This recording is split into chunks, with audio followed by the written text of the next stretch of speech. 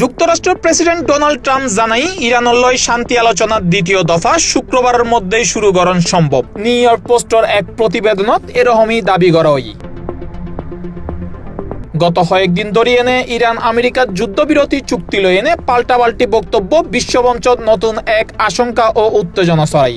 Trump কর্তৃক এক বক্তব্য তো মার্কিন পররাষ্ট্রমন্ত্রী কর্তৃক ভিন্ন বক্তব্য, যা লই এনে শান্তি আলোচনা ঘিরি তৈরি হই নতুন উদ্বেগ। মার্কিন সংবাদপত্র এবার জানাই পাকিস্তানি কর্মকর্তা কল তারারে হই আগামী 36-72 ঘন্টার মধ্যে আলোচনা শুরু হইতে পারে। নিউ ইয়র্ক পোস্ট এই বিষয়ে ট্রাম্পের অবস্থান জানতে চাইলে তে খুদে বার্তা জানাই ইয়েন সম্ভব।